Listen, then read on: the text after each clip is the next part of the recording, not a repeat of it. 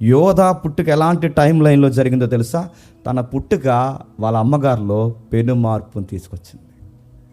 తన పుట్టుక వాళ్ళ అమ్మగారిలో పెను మార్పును తీసుకొచ్చింది. కానీ గమ్మత్తు ఏంటంటే, ఇతను పుట్టుక వాళ్ళ అమ్మ మార్పు కారణమైంది, కానీ ఈ అబ్బాయిలో మార్చుకోవాల్సినవి చాలా ఉన్నాయి.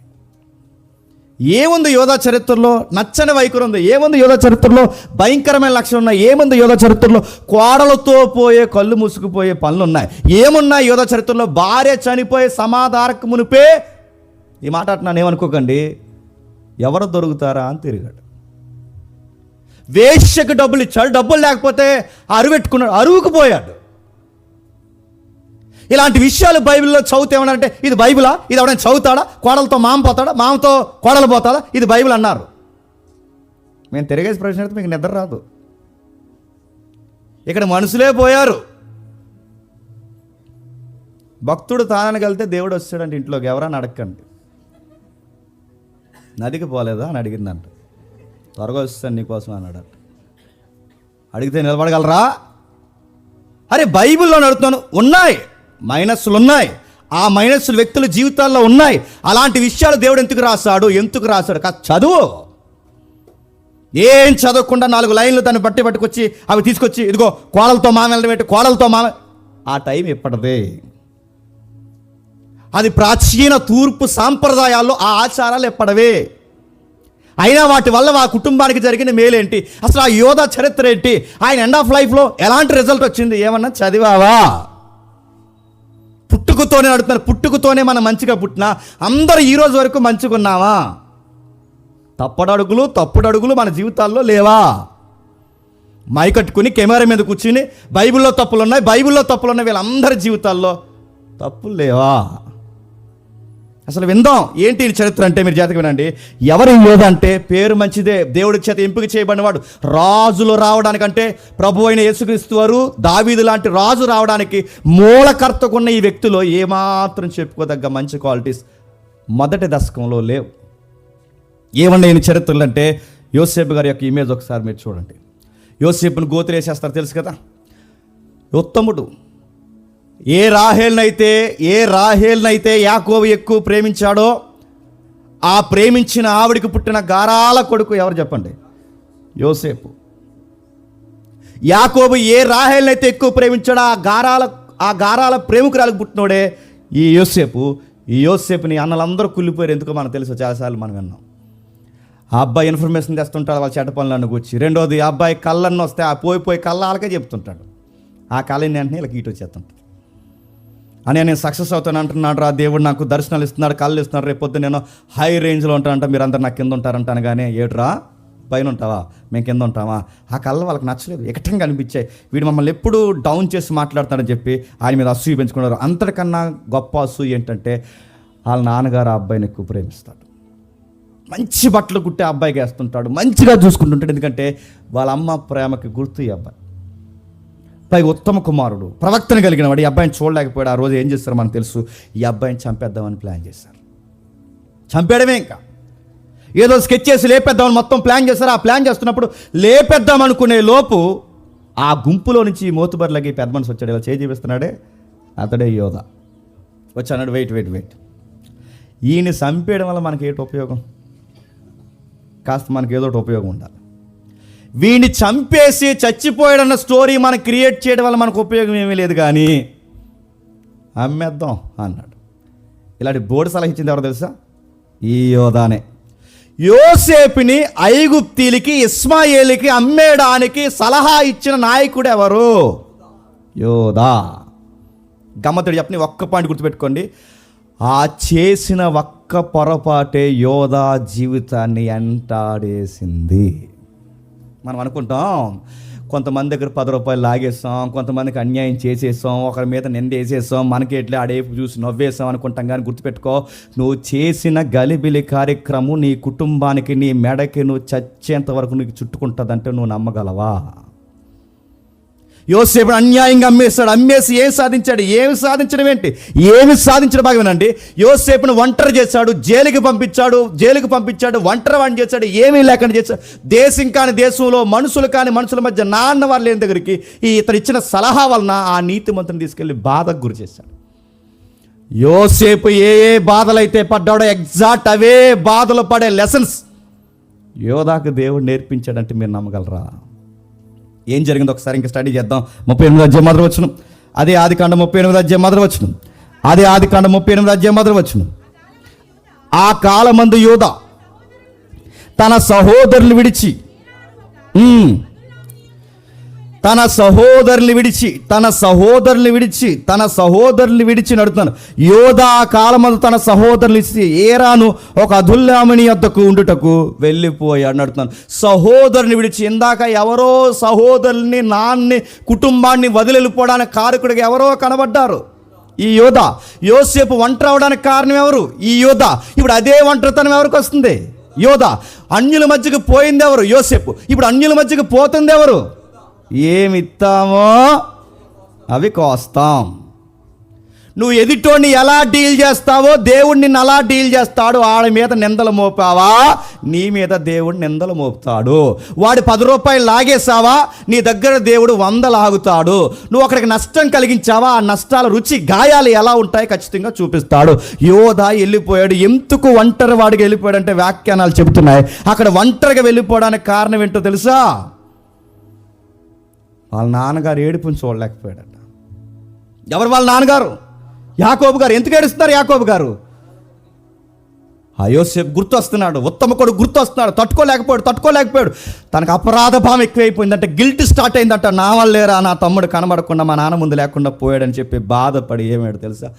ఈ పోరు రోజు ఇంట్లో ఉండి చూసే కన్నా, వాళ్ళ మొక్కలు నేను చూసి, నా మొక్కలు వాళ్ళు చూసే కన్నా, మా ఇంట్లోంచి, మా ఏరియా నుంచి వెళ్ళిపోదని చెప్పి అన్యుల దగ్గరికి పోయాడు.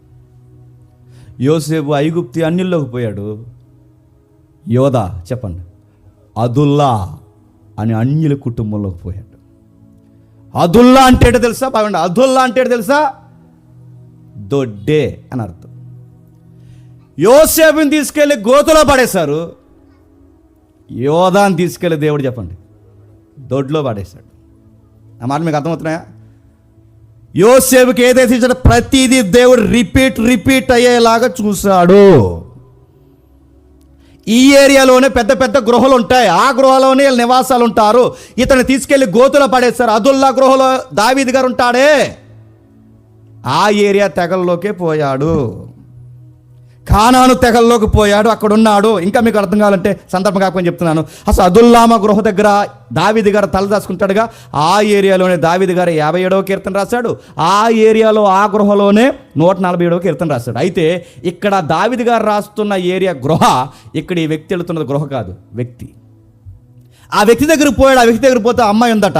ఆ అమ్మాయి ఉంటే ఏం జరుగుతుందో చూడండి. 2వ వచనం.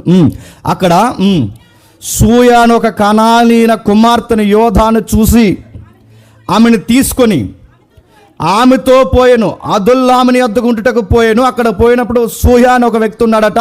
ఆ వ్యక్తికి ఒక కూతురు ఉందట. ఆ కూతురుంటే ఏమవుతుంది? పోయి చెప్పండి పెళ్లి చేసుకున్నాడట. ఇక తనతో ఎప్పుడైతే పోయాడో మళ్ళీ చదువు ఒకసారి. అక్కడ సూయాను కునేరైన కుమార్తె యొక్క యోధాను చూసి యోధా చూసి ఆమెను తీసుకుని ఆమెతో కూడా పోయిన. ఆమె గర్భవతి, కుమారుని కనగా అతనికి ఏరు అని పేరు పెట్టెను. ఒక కొడుకు పుట్టాడు. వాడి కొడుకు పేరు ఏం పేరట? ఏరు. అదేమేరో ఆ పేరు పెట్టాడు. జాగ్రత్తగా వినండి. ఆ కొడుకు పుట్టాడు. మీరు జాగ్రత్తగా వింటే, ఒంటరితనాన్ని పోగొట్టుకోవడానికి యోధ అన్యులతో కలుస్తున్నాడు. ఎంత ఒంటరిగా ఉన్నా బాగా వినండి, ఎప్పుడు దేవుడితో అన్యుల మధ్య కలుస్తున్నాడు యోసేపు. అన్యుల దేశంలో నిలబడలేని వ్యక్తి ఎవరంటే యోధ. అన్యుల దేశంలో కూడా దేవుడిని పట్టుకుని ఏలాడిన వ్యక్తి ఎవరంటే చెప్పండి యోసేపు. ఈ రెండు కంపేర్ చేస్తేనే తన లైఫ్ ఏంటో అర్థమవుతుంది. ఇంకా ఏం జరిగింది ఇక్కడ జాగ్రత్తగా గమనించండి. యోధ అన్యుల దేశంలో ఉన్న దేవుడికి దగ్గరగా ఉండలేకపోయాడు. యోసేపు అన్యుల దేశంలో ఉన్న దేవుడి దగ్గరగా, ఇద్దరిలో తేడా అదే. అయితే యోధ ఒంటరిగా ఉండి కానాను వారితో పాపం చేయడానికి పాపంలో పడిపోయాడు యోధ అదే ఒంటరితనంలో ఉన్న ఒంటరితనంలో యోసేపు ఒంటరితనంలో, గోతులో ఒంటరివాడు, జైల్లో ఒంటరివాడు, దేశంలో ఒంటరివాడు, నాన్నవారు ఎవరో లేకపోయినా నీతికి పడి చచ్చాడు యోసేపు. ఇద్దరు లైఫ్ స్టైల్ మీకు కనబడుతున్నాయా? ఇద్దరు జీవితాలు మీరు చూడండి. ఏదైతే ఇస్తాడో చెప్పండి అదే కోస్తున్నాడు. యోసేపుని గోతులు వేస్తాడు దేవుడు, తీసుకుని అబ్బాయిని ఆ గృహల పేర్లు చెప్పుకుని దొడ్లో వేశాడు. యోసేపును గోతులు వేస్తే యోధాను దేవుడు దొడ్లో వేస్తాడు. ఇంకేం జరుగుతుంది? ఆ అబ్బాయి వెళ్ళి దేవుడి కోసం నీతిగా నిలబడ్డాడు. ఈ అబ్బాయి వెళ్ళి ఈ రామం కొరకు, సమాధానం కొరకు అన్యుల వివాహాలు చేసుకుంటున్నాడు. అయినా ఒక మాట చెప్తున్నాను, కనానీయుల కుమార్తెను పెళ్లి చేసుకోవద్దని 24వ అధ్యాయంలో అబ్రహాం గారు తన కొడుక్కి మ్యారేజ్ అంటే సంబంధాలు చూస్తున్నప్పుడు అబ్రహాం గారు అరే కానానీయుల కుమార్తె వద్దన్న ఒక లెగసీ సాంప్రదాయం వీళ్ళకు ఉందా లేదా? ఉంది. రెండవది, యాకోబు గారు ఇంటి నుంచి బయటకు వస్తున్నప్పుడు ఇస్సాకు గారు కూడా చెప్పారు, ఏమైనా కానానీయుల అమ్మాయిల్ని చేసుకోవద్దని. అబ్రహాం గారు చెప్పారు, చెప్పండి, ఇస్సాకు గారు చెప్పారు. అంటే పెద్దలకు ఒక సాంప్రదాయం ఉంది, ఆ సాంప్రదాయం ప్రకారమే పెళ్లి చేసుకోవాలి, ఆ సాంప్రదాయం ప్రకారమే నడవాలని పెద్దల సాంప్రదాయాలు ఏమైనా పట్టించుకుంటున్నాడా? నా పెళ్ళి నా ఇష్టం అన్నట్టు తయారయ్యాడు. అరే అబ్రహాం గారు కానానీయులను చేసుకోవద్దన్నాడు, నా తండ్రి ఇస్సాకు కానానీయులను చేసుకోవద్దన్నాడు. ఇదిగో ఇప్పుడు మా పితరులు ఇద్దరూ చెప్పారు, మా తండ్రి ఎవరైతున్నారో మా తండ్రి చేసుకున్నప్పుడు కూడా మా దగ్గర బంధువులనే చేసుకున్నాడు తప్ప అన్యుల్ని ఎవరిని చేసుకోలేదు, నేనెందుకు చేసుకుని ఎక్కడన్నా ఆలోచిస్తున్నాడా? తోసిందల్లా చేసుకుంటూ పోతున్నాడు. గమ్మత్తని చెప్పిన 3 కొడుకులు అన్నారట. మొదటోడి పేరు ఏరు. ఏరు అంటే మెలుకు గలవాడని అర్థం. రెండవడి పేరు ఓనాను, సత్తు గలవాడని అర్థం. మూడవడి పేరు శేల, గర్భం నుండి బయటికి ఉబికినవాడు, తీయబడినవాడని అర్థం. గమ్మత్తని చెప్పిన ఈ పెద్ద కుమారుడు ఎవరైతే ఏరున్నాడో ఆ ఏరుకిచ్చి పెళ్లి చేయబడిన అమ్మాయే తామార్. అమ్మాయి అర్థమవుతున్నాయి మీకు? ఈ బ్లడ్ రిలేషన్ అర్థమని మీకు అర్థమైంది చూడండి, జాతకు వినండి. అయితే ఎవరైతే మీరు చూడండి, యాకోబు 12 మంది కొడుకులు, ఆ 12 మంది కొడుకులు 4 మొదటి వారు లేయమ్మకు పుట్టారు. ఆ లేయమ్మలో 4వ వాడే ఎవరు చెప్పండి? యోధా. ఆ యోధా పుట్టినప్పుడు అమ్మ మారింది. ఆ అబ్బాయి పుట్టక వాళ్ళ అమ్మ పరివర్తన మార్చినా మారాల్సింది మాత్రం యోధా మారాలి. సొంత తమ్ముడిని నమ్మేయడానికి కారణమయ్యాడు. రెండోది, వాళ్ళ నాన్న వృద్ధాప్యంలో వాళ్ళ నాన్న బాధపడడానికి కారణమయ్యాడు. ఆ బాధను చూడలేక బయటకు వచ్చేసాడు.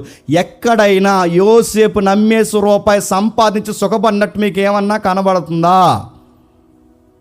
నేను మళ్ళీ చెప్తున్నాను, యోసేపు నమ్మిన డబ్బుతో ఏమన్నా అన్నదమ్ములు సుఖపడుతున్నారా? ఎదుటోడు రూపాయి నీకు సుఖాన్ని ఇస్తాదా? ఎదుటోడు అన్యాయం నీకు సుఖాన్ని ఇస్తాదా? ఎదుటోడి ఏడుపు నీకు సంతోషాన్ని ఇస్తాదా? నీ కుటుంబాన్ని నిన్ను నిలువెల్లా చిదిమేస్తాది. పెద్ద కొడుకు పుట్టాడు, ఆ పెద్ద కొడుకు పుట్టిన పేరు, ఆ పెద్ద కొడుకు పుట్టినట్టున పెట్టిన పేరెట్టాడు వేరు. అంటే నా కొడుకు పుట్టినట్టు నాకు పెద్ద మెలకు వచ్చిందని పేరెట్టాడు. మెలకు రాలేదు. వాడు యెహోవా దృష్టికి హేయమైన పని చేస్తున్నాడు కనుక పెద్ద కొడుకుని దేవుడు ఏం చేశాడు చెప్పనా? చంపేశాడు.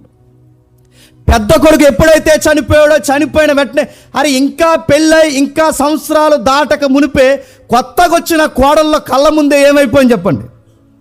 వేదవరాలు అయిపోయింది. నడుతున్నాను, ఏమి సుఖపడ్డాడు యోధా? బోడి సలహా ఇచ్చి ఒకడు బాధపడ్డానికి వాడిని గోతులు వేయండి, జైల్లో వేయండి, అమ్మేయండి, ఇలాంటి సలహాలు ఇవ్వడం వలన యోధా ఏమి సుఖపడుతున్నాడు? కొడుకుని పోగొట్టుకున్నాడు. చూస్తుండగానే వయసు ఉన్న కోడల్ని విధవరాళ్ళుగా నిలబెట్టుకున్నాడు. తర్వాత ఏమైంది? 2వ వాడిని ఇచ్చి పెళ్లి చేశారు. ఆ 2వ వాడిని ఇచ్చి తామారకే ఇచ్చారు. ఎందుకంటే పురాతనమైన తూర్పు సాంప్రదాయ ప్రకారం, పురాతనమైన పాత నిబంధన తూర్పు సాంప్రదాయం ప్రకారం, మధ్య తూర్పు ప్రాచీన సాంప్రదాయాల ప్రకారం ఎవడైనా ఇంట్లో పెద్దోడు చనిపోతే ఆ పెద్దోడికి భార్య ఉండిపోతే రావాల్సిన ప్రాపర్టీలు ఏమన్నా ఉంటే ఈ పంపకాలు ఏమీ తేడా రాకుండా ఆ ఆడపిల్లకి అన్యాయం జరగకూడదని ఆ రోజుల్లో ఉన్న సంప్రదాయం ఏంటంటే, అరే ఇంకా బిడ్డ పుట్టకుండానే భర్త చనిపోయాడు, భర్త చనిపోయిన తర్వాత ఈ అమ్మాయికి ఆస్తులు రాయాలి అంటే బిడ్డలు ఉండాలి, ఈ బిడ్డలు ఉండాలి కనుక బిడ్డలు లేరు. ఇప్పుడు బిడ్డలు లేనప్పుడు ఏం చేయాలంటే ఎలాగూ వదినే గనక, అంటే మన సాంప్రదాయాలు వేరు, అదే సహోదరుడు భార్య గనక ఆ సహోదరుడి దగ్గర ఆగిపోయిన సంతానం ఏమైతుందో తమ్ముడిగా ఎవరైతున్నారో ఆమెను పెళ్లి చేసుకుని మళ్ళీ వేరే ఎవరిని పెళ్లి చేసుకోకుండా ఆవిడకి మళ్ళీ నువ్వే లైఫ్ ఇవ్వరని చెప్పి చిన్నోడు అంటే ఆ చనిపోయినోడు తర్వాత ఎవడైతున్నాడో వాడినిచ్చి పెళ్లి చేస్తారు. ఆ పెళ్లి చేసిన తర్వాత ఈడళ్ళు ఏం చేస్తారంటే ఆమెను పెళ్లి చేసుకుని మళ్ళీ కొత్త జీవితం ఇచ్చి ఆమెతో బిడ్డలను కన్నాక ఈ బిడ్డలు పుట్టినప్పుడు చనిపోయిన ఆయన ఉన్నాడు కదా, ఆ చనిపోయిన ఆయన స్వాస్థ్యాల ఆస్తులు ఏవైతున్నావో ఆ బిడ్డల పేరు మీద నమోదు చేస్తారనమాట. అందుకు చనిపోయిన వాళ్ళు సంతానం ఆగిపోకుండా ఏం చేస్తారంటే ఆ చనిపోయిన వాళ్ళు సంతానం ఆగిపోకుండా ఆ వ్యక్తికి బదులుగా ఈ మరిది ధర్మం ఎవరు జరిగించాలి? తర్వాతోడు జరిగించాలి. గమ్మత్తని చెప్పిన మొదటోడు చచ్చిపోయాడు. రెండోవాడు ఏం చేశాడంటే వీడు పనికి మాలినోడు. మీరు ఇంటికి చదవండి 38వ అధ్యాయం. వీడు ఏం చేశాడో మీకు తెలుసు. ఆ రెండోవాడు చేసిన పని ఏంటంటే అప్పుడు యోధా రెండోవాడి నుంచి పెళ్లి చేస్తే 38వ అధ్యాయం ఒకసారి చదువుతాం ఎందుకంటే మంచిది. 38వ అధ్యాయం 8వ వచనం. అప్పుడు యోధా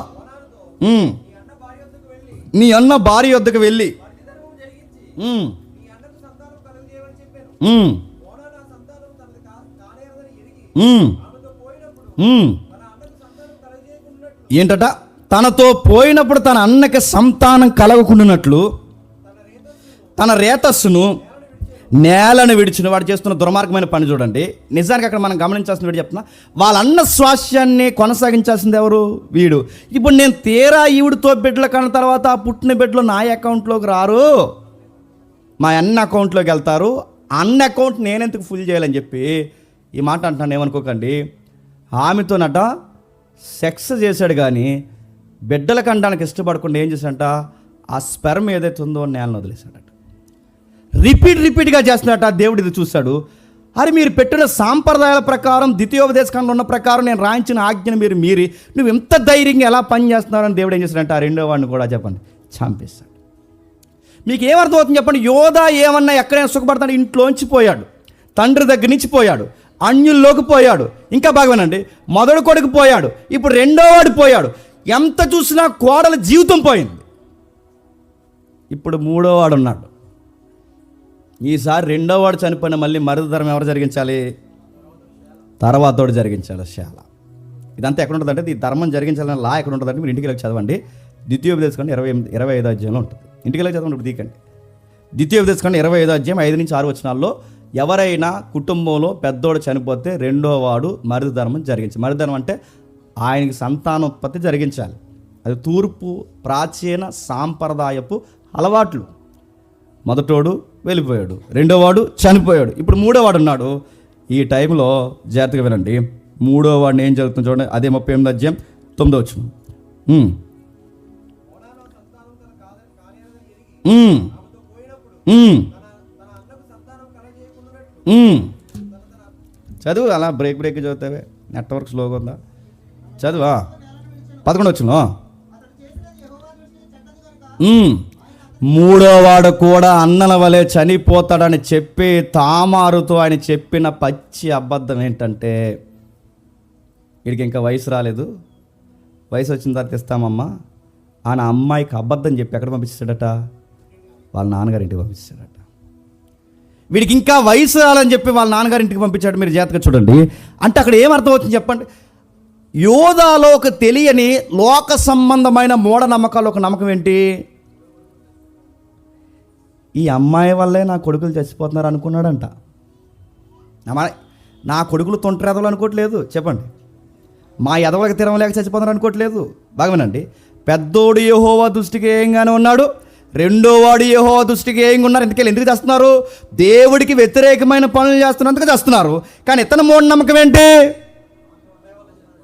అన్నల్లాగా ఇప్పుడు ఈయన కూడా చేస్తే మళ్ళీ చనిపోతాడు అనుకున్నాడట. వ్యాఖ్యానాలన్నీ అలాగున్నాయి. అంటే ఈ అమ్మాయి వాళ్ళు చాలా మంది చూసారా, ఈ పిల్లొచ్చాకే మా కుటుంబం బాగాలేదు, ఈ పిల్లొచ్చాకే మా మాంగారు చచ్చిపోడు, ఈ పిల్లొచ్చాకే మా అత్త చచ్చిపోయింది. అది మిగిలిన కోళ్ళు ఇస్తారు కదా కామెంటరీ. ఈ అమ్మాయి వచ్చాకే మాకు ఆర్థిక నష్టం వచ్చి, ఈ అమ్మాయి వచ్చాకే మరి నువ్వు వచ్చాకే వచ్చి వజ్రాలు కురిసినాయి పైనుంచి, నువ్వు వచ్చాకే వచ్చి నేను అడుగుతున్నాను. ఆడదానికి పోయిండు మరొక ఆడదాని కోసం అలా అనొచ్చా? చాలామంది అంటే చూస్తే నువ్వు వచ్చిన తర్వాత మాకు ఏం కలిసి, నువ్వు వచ్చాక ఏం కలిసి రావాలి? ఒక కేజీ బంగారం తేవాలి, నీకు ఏం తేవాలి? ఆయన అడుగుతున్నా, ఒక మనుషులు రాక వల్ల అడుగుతున్నా, కలిసి వచ్చేపోయి ఉంటాయా? ఇవ్వాలన్నా ఆయనే ఇవ్వాలి, తీయాలన్నా ఆయనే తీయాలి. ఒక మనుషులకు పాఠాలు నేర్పాలన్నా ఆయనే నేర్పాలి, లేవనెత్తాలన్నా ఆయన నేర్పాలి, ఏది చేయాలన్నా ఆయనే చేయాలి. కానీ అబ్బాయి ఎవరైతే ఉన్నాడో యోధ, క్షమించండి, పెద్ద ఆయన యోధ ఏం చేస్తున్నాడంటే, నా కోడల వల్లే పెద్దోడు చనిపోయాడు, నా కోడల వల్లే రెండో వాడు చనిపోయాడు, ఇప్పుడు మూడో వాడిని కూడా చేస్తే వీడు కూడా చనిపోతాడని ఒక మాట నిర్ణయించి అన్నాడట. వీడు పెద్దోడు అయ్యేంత వరకు నువ్వేం చేస్తావంట, అమ్మా మీ తండ్రి ఇంటికాడ ఉండు, నేను కౌరు పంపుతాడు. కౌరు పంపలేదు, చాలా దినాలు అయిపోయింది. కౌరు పంపలేదు, చాలా దినాలు అయిపోయింది. కౌరు పంపలేదు, చాలా దినాలు అయిపోయింది. నెక్స్ట్ చెడ్డ వార్త చెప్పిన, యోధా భార్య చచ్చిపోయింది. నడుతున్నాను. యోసేపుని తీసుకెళ్ళి జైల్లో పడేసిన తర్వాత కీర్తనలో రాయబడిన మాట మీరు ఇంటికి వెళ్ళి చదవండి. యోసేపునట తన సంకెళ్ళు బాధించాయంట. యోసేపును ఐగుప్తిలో సంకెళ్ళు బాధించాయి. ఆయన గుప్పడి మెతుకులు దొరక్క పరిస్థితులు బాధించి. ఇప్పుడు చెప్పండి, ఆ ప్రతి కన్నీరికి లెక్క ఈ కుటుంబంలో దేవుడు జమ చేస్తున్నాడు. లేదు చెప్పండి, చేస్తాడు. మళ్ళీ చెప్తున్నాను, ఎవరిదన్నా ఏడిపించావో, ఎవరిదన్నా లాక్కున్నావో, ఎవరిదన్నా పోగేసావో, ఎవరిదన్నా అన్యాయం చేసి వాడి దగ్గర అబద్ధాలు ఆడావో, నీ డొక్క జీరు లెక్కలన్నీ బయటికి తీస్తాడు. నీ మాటల వల్ల ఏడ్చాడో ఆడు ఖచ్చితంగా ఆడి కన్నీరికి జవాబు నీ దగ్గర ఎదుగుతాడు దేవుడు. యోసేపుని తీసుకెళ్లారు, గోతులో పడేది, అక్కడి నుంచి అమ్మేశారు, తీసుకెళ్లి చెరసాల పడేశారు, సంఖ్యలు వేసేశారు. ఆ కీర్తనలో సంఖ్యలు యోసేపుని బాధించాయట. యోసేపు అక్కడ బాధపడుతుంటే నువ్వు ఇక్కడ సుఖంగా ఉండగలవా? దేవుడు ఉండనిస్తాడా? ఒకని ఏడిపించేసి నువ్వు నీ పిల్లలతో సంతోషంగా ఉండగలవా? ఉండనిస్తాడా? ఒక కుటుంబానికి మనశ్శాంతి లేకుండా నువ్వు నీ కుటుంబంతో మనశ్శాంతిగా ఉండగలవా? ఉండనిస్తాడా? ఒకడు లేని గాయాలు కలగజేసి నేను సుఖంగా ఆరోగ్యంగా పోతుంటే నీ ఆరోగ్యాన్ని దేవుడు ఉండనిస్తాడా? యోసేపు దినదినం చనిపోతున్నాడు అక్కడ ఒంటరితనంతో. యోసేపు రోజు రోజుకి చనిపోతాడు. ఇక్కడ నీ కుటుంబంలో రోజుకు ఒకరిని చంపుతున్నాడు దేవుడు. పెద్దవాడిని చంపేశాడు, రెండోవాడిని చంపేశాడు, ఇప్పుడు మూడోవాడిని చనిపోతాడు అనుకుని దొంగెత్తగా లేసావు. ఇప్పుడు ఎవరిని చంపాడు చెప్పనా? నీ లైఫ్ పార్ట్నర్ వైఫ్ని చంపేశాడు. చనిపోయారు. చనిపోయిన తర్వాత ఈ టైంలో భయనండి, పెద్దోడు చనిపోయాక రెండోవాడు చనిపోయాక మూడోవాడు, నా మామ నన్ను పట్టించుకోడు మానేశాడని అవిశ్వాసుల పిల్ల, బయటోళ్ళ అమ్మాయి, బాగానండి. అసలు ఈ కుంపటంతా ఈ యోధా జీవితంలోకి రాకుండా ఉండాలి అంటే ఇంట్లో నుంచి బయటికి వెళ్ళకుండా ఉంటే బాగుంది. నా మాట్లాడుతున్నాయా? నువ్వు ఇంట్లో నుంచి బయటికి వెళ్ళకుండా ఉంటే బాగుండు. నువ్వు ఇంట్లో నుంచి వెళ్ళావు, ఎందుకు వెళ్ళావు? నీకు ఎందుకు ఒంటరితనం వచ్చింది? యోసేపు నువ్వు ఒంటరిని చేసావు కనుక దేవుడు నిన్ను ఒంటరిని చేశాడు. యోసేపు జీవితంలోకి అన్యులను తెచ్చావు కనుక దేవుడు నీ జీవితంలోకి అన్యులను తెచ్చాడు. యోసేపు కన్నీళ్ళకి కారకుడు అయ్యావు కనుక దేవుడు పలుమార్లు నువ్వు ఆడడానికి కారణమయ్యావు, కారకుడు అయ్యావు. దేవుడు కలగజేశాడు. పెద్దోడిని, రెండోవాడిని, ఇప్పుడు మూడో వ్యక్తిని, ఆ భార్యని చంపేశాడు. చనిపోయిన తర్వాత ఇప్పుడు ఆవిడ ఊహించుకుంటుంది, పెద్దవాడు చనిపోయాడు, రెండోవాడు చనిపోయాడు, నా భర్త లేని లోటుని, నాకు బిడ్డలు కావాలి, ఎందుకంటే నాకు కావాల్సింది, క్షమించాను ఆ మాట అడగ, ఆ మాట అన్నందుకు నాకు క్షమించాను, నాకు కావాల్సింది సెక్స్ కాదు, చిల్డ్రన్స్, నా లెగసీని కొనసాగించడానికి, నా బిడ్డలను కొనసాగించడానికి, నా భర్త జ్ఞాపకం నాలో ఉండడానికి, నా మామ నా భర్త బేజాలు నాలో ఉండడానికి నాకు న్యాయం కావాలి, నాకు న్యాయం కావాలని బాధపడుతుంది. నేను అడుగుతున్నాను, అక్కడ ఏడిస్తే లేయమ్మ వైపు చూసిన దేవుడు ఇక్కడ తామార్ వైపు చూడ్డా? అక్కడ ఏడిస్తే అక్కడ ఆ స్త్రీ చేపట్టుకున్న దేవుడు నీ వల్ల, నీ కోడల పిల్ల ఇంత ఏడిస్తే దేవుడు చూశాడు. పాపంలో మగ్గి పాపమే తెలివితేటలు అనుకుంటున్నా గనక ఆ పాపంలోనే దేవుడు యోధాకి లెసన్స్ నేర్పించడం మార్గాలు తెలుసు. దేవుడు మాట్లాడాడండి మా జీవితంలో. దేవుడు మాట్లాడంటే ఎలా మాట్లాడతాడు? రాత్రి వచ్చి కుమారి అంటాడా? ఎలా మారుస్తాడు అంటున్నాడు. ఒక మనిషిని దేవుడు ఎలా మారుస్తాడు చెప్పిన? పరిస్థితుల్లోంచి మాట్లాడతాడు, వ్యక్తుల జీవితాల కదలికల్లోంచి మాట్లాడతాడు, నీ పరిస్థితుల్లోంచి నిన్ను మారుస్తాడు. దేవుడు నన్ను మార్చంటే ఎలా మారుస్తాడు? ఇలా వచ్చి కుమారుడా మారిపో నడుతాను, మారిపో అని ఇలా మార్చాడు. ఇది సూపర్ యాక్షన్ సినిమా కదా, ఇలా మారిపో అనడానికి. ఎలా మారుస్తాడు? రుద్దేస్తాడు, తడివేస్తాడు, పరిస్థితుల్లోకి గెంటేస్తాడు, పాపంలో ఉంచేస్తాడు, చాలా లెసన్స్ నేర్పిస్తాడు. మొత్తం మనకు అనుభవాల్సినవన్నీ చెప్పండి.